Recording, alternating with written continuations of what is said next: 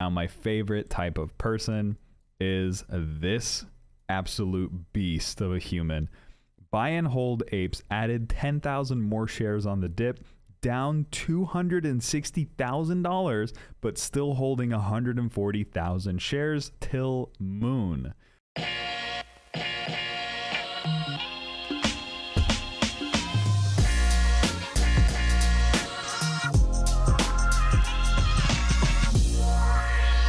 Alright, welcome back to the channel and welcome back to another video. If you are new here, please consider scrolling down, hitting that subscribe button because you don't want to miss what we're doing here. Wait, while you're down there, also hit that like button because it makes me feel better about myself and I make more cool videos because you guys like cool videos. So, if you're new here, we are doing a challenge. Just to recap real quick, I am looking at meme stocks, momentum stocks, stocks talked about in Reddit, and stocks that are heavily shorted and potential for a short squeeze. And the first stock that we picked was CLOV. We picked it when it was $13 a share and it's sitting at a pretty $10 a share. We bought 100 shares a couple days ago, dropped down about 16% or so. Now we're sitting at $10.14 a share, and we picked up 2 sets of 50 shares today, bringing our total up to 200 shares of CLOV at the time of this recording. We are monitoring these every single day, watching how the stock trades compared to how much it's talked to on Reddit and what kind of momentum we can look for, what kind of catalysts are in play, and just pretty much what's going on with the stock. Also, I hate when sweaters, when like one of them is longer than the other.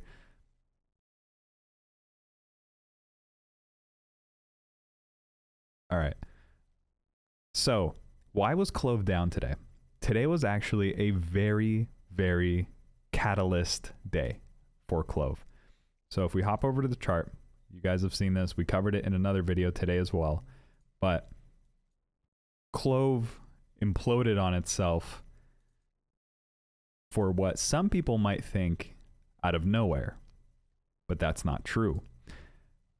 A lot of you might already know about the lockup agreement. So when CLOV first IPO'd through a SPAC, do they call it IPO when you go through a SPAC? I think so. So a lockup period, if you don't already know, is a window of time when investors are not allowed to redeem or sell shares of a particular investment.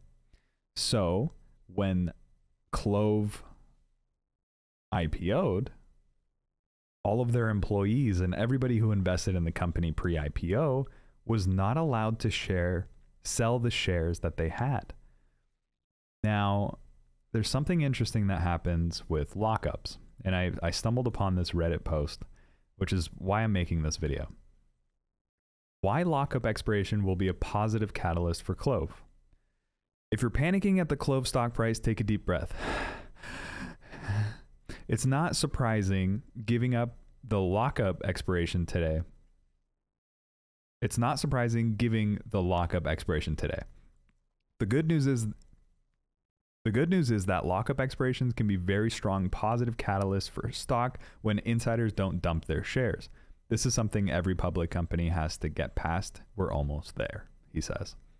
So I think this was actually written before the market opened. I think, but it seemed like a lot of the insiders who were holding CLOV did sell. I don't know. I wonder if I can pull up that data. But anyways, not all investors sell. Some believe in the long-term vision and wait for the company to grow. Even so, some investors do cash out some of the portion of their shares. There's no way to know how many shares will actually be sold once the lockup expires. So the lockup expired today, but this post goes through and shows some historical data and information about what's happened previously when other companies' lockups are done. So Palantir, a lot of people poured into Palantir. The lockup expired when it was around like $35 a share, as you can see on this chart. It dipped down a 29% loss over the next 4 weeks and then just kind of stayed and hung out over there. Now, if we pull up Palantir right now, LFTR, what do we see? Palantir is at $25. So it seems like it just never really recovered much from their lockup. Post lockup, 29% loss. That's an interesting one. Wish, another example of a lockup. Lockup expired, it dipped a little bit, and then it continued to climb from there. Unlocked shares as an average share volume, 423%. Post lockup performance, 79% gain post lockup.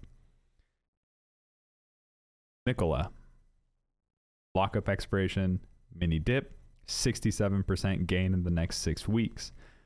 So it seems like it opens up some shares, it opens up some market liquidity, and it dips a little bit and then it continues to rise. This one is DoorDash. The lockup agreement stopped and then it went up 26% in the next 2 weeks. Very interesting. This post, I'll post a link to this Reddit post so you guys can read it in detail. But this guy did a good job of reviewing historical examples of how lockup agreements happen. I believe Facebook had a bad one. I saw this article. CLOV stopped the big catalyst as the close stumbling today. 29, blah, blah, blah. CLOV stock down, lockup period expiration, downside of over 14% today based off of the lockup period. Following IPO, many companies put various stipulations forward restricting the number of shares available to trade. Insiders, such as early investors or other early investors holding significant chunks of shares, may be forced to hold on to these shares for a given period of time. In Clover's Health case, the lockup period was 180 days following its IPO. The higher the supply of the shares, the market is generally a negative thing. Indeed, as we've seen with today's move, it appears insiders are keen on monetizing their early investments in the companies. Such moves are also natural for many stocks. Even the best companies, such as Facebook, saw significant selling post-lockup, post-expiration. Accordingly, investors should be wary of viewing today's volatility as something that is likely to persist. If anything, today's moves are likely to be temporary for CLOV stock. Now, when I read stuff like that, that's interesting, but I want to know how everyone's feeling. So I head over to CLOV's Reddit and I see this guy. Who the F is still holding? I don't know what's going on, but I'm not selling. I'm holding strong. Just thought I'd mention that. Clover emoji, diamond hands, Clover emoji, diamond hands, Clover emoji, diamond hands. And then a lot of people upvoting this. So on one part, you have some investors who are skeptical of what's going on with the lockup agreement and how people are selling. And then on the other hand, you have apes like this who are just holding for the long term. Now, my favorite type of person is this absolute beast of a human. Buy and hold apes added 10,000 more shares on the dip, down $260,000, but still holding 140,000 shares till moon. This guy has 140,000 shares, $1.4 million market value at an average cost of $12.30. It is 92.9% of this guy's portfolio, and I can only assume the other 8% might be cash. Today's return for this guy, if you thought you were having a bad day, he is down $166,000 today. Total return is $260,000. So that is a big ouch. But seems like everybody is supporting this guy. It is Better Brick 3148. So that then you have people like this on the CLOV Reddit. So it's just really interesting to see who's holding Reddit or who's holding CLOV on Reddit. It's interesting to see how people are feeling about it. You got some people who are super analytical about it. You have some people who have no idea what's going on, and you have some whales just holding a lot of cash and along for the ride. Then you have people like me who bought to see what happens, to create a YouTube series, to show you guys what's possible with CLOV. So I bought 100 shares at $13.80, and then I bought another 100 shares today, bringing my average cost basis down to $11.98. Now, let me show you guys another thing that I want to look into. options.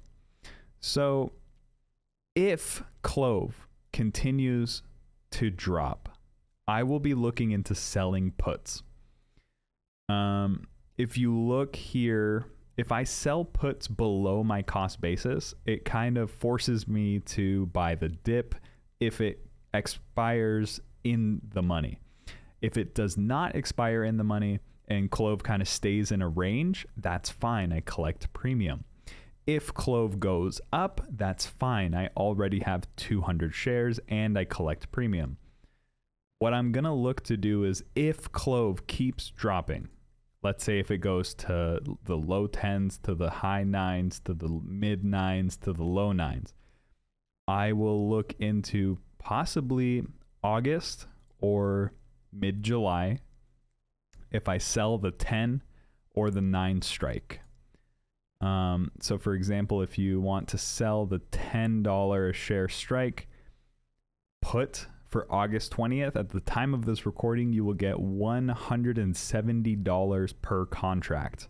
I will get paid $170 to promise to buy CLOV at $10 a share by August 20th if CLOV is below $10 a share. Now, the only way I lose on this is if CLOV is like $5 a share and I have to buy it at 10. That would suck.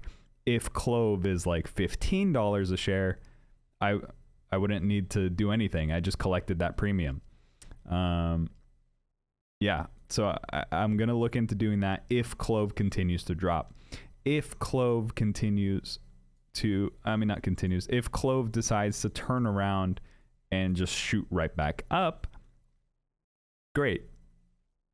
I average down, so I'll be at a profit. If CLOV does not shoot up to where I bought it, but shoots up with fast velocity, I'll look into selling covered calls to reduce my cost basis even further and be able to hold this comfortably for a long time. Now, there's a lot of different options and a lot of different things that you can do with options now that we own the shares, but the most important thing here is not to panic. So take a deep breath. You got some crazy people holding the stock, you got some really rich people holding the stock, and you got hedge funds shorting the stock to hell. So with that, scroll down, hit that subscribe button, definitely follow along. This should be fun, this should be educational, and you should learn something. And worst case, you'll just see my account get destroyed doing this experiment. So I will catch you guys on the next video. I hope you enjoy. Let me know if you have any questions, comments, or concerns or anything like that. And that's a wrap. Boop.